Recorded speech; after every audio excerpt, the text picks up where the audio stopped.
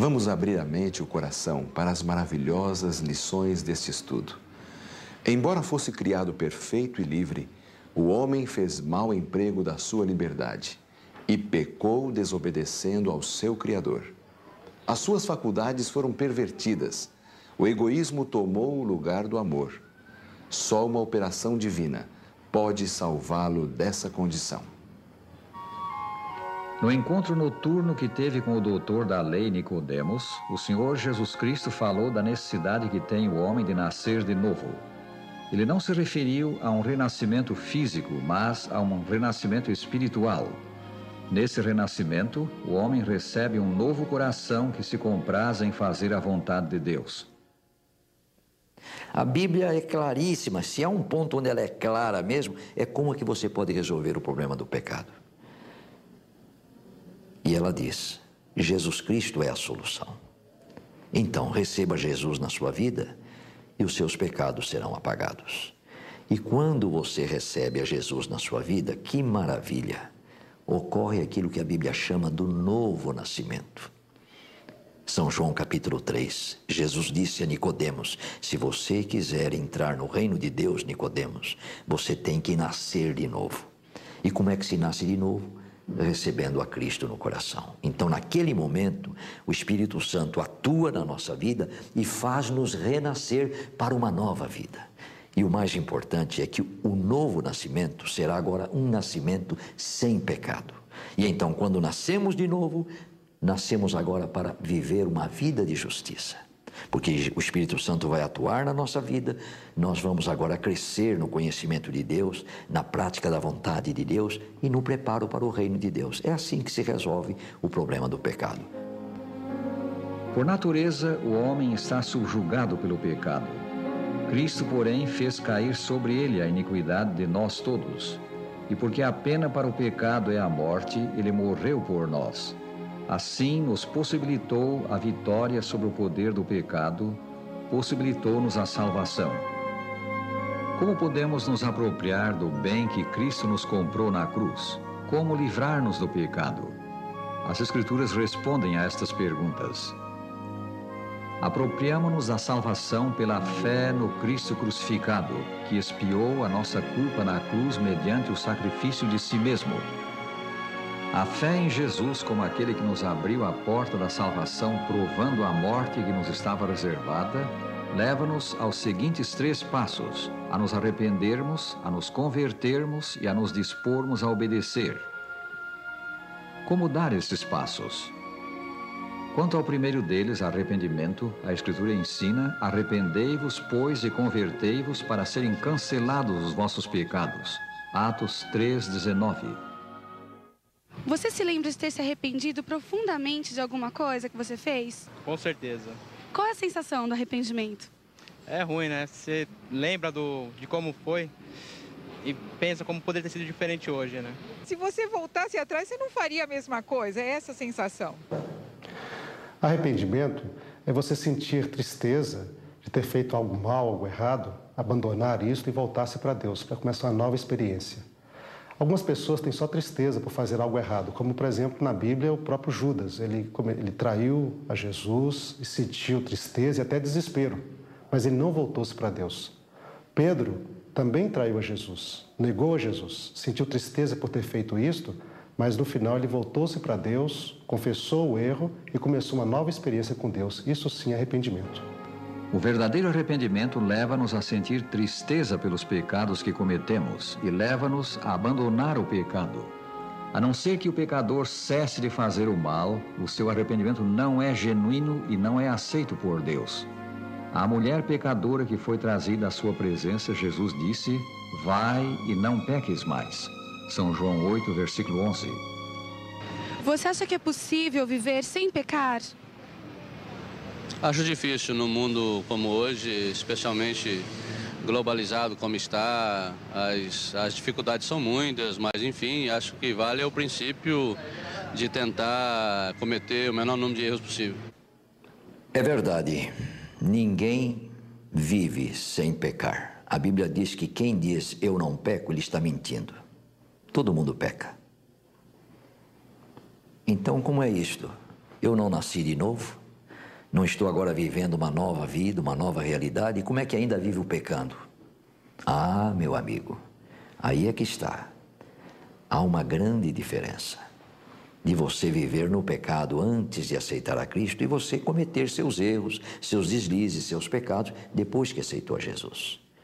Paulo, na Epístola aos Romanos, capítulo 7, ele deixa bem claro que o homem ainda, ele continua com os seus problemas, ele ainda tem coisas a vencer. É aí onde a gente diz que a vida cristã é uma batalha e é uma experiência que tem que se renovar cada dia e que tem que se desdobrar e se desenvolver até chegarmos naquele ponto em que entraremos no céu e não teremos mais pecados. O verdadeiro arrependimento leva à confissão, que não deve ser mera admissão do pecado, mas também uma súplica do perdão de Deus. Preenchidas essas condições, Deus nos perdoa. Como está escrito, se confessarmos os nossos pecados, Ele é fiel e justo para nos perdoar os pecados e nos purificar de toda a injustiça. 1 São João 1, versículo 9.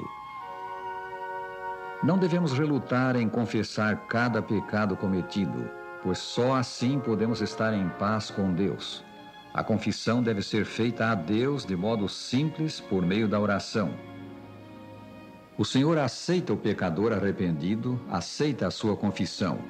Ele perdoa e esquece o pecado. A sua promessa é: pois para com as suas iniquidades usarei de misericórdia, e dos seus pecados jamais me lembrarei. Hebreus 8, versículo 12. Consideramos agora o segundo passo, a conversão. A palavra conversão indica o ato de voltar-se o pecador da vida de pecado para Deus. Quando nos convertemos, deixamos o pecado e nos consagramos a Cristo, o Espírito Santo cria em nós uma nova natureza, faz que nos tornemos uma nova criatura. E assim diz São Paulo: se alguém está em Cristo, é nova criatura. 2 Coríntios 5:17. Toda essa transformação é alcançada sobre a base da fé no sacrifício expiatório de Cristo, fé em Jesus como nosso Salvador pessoal.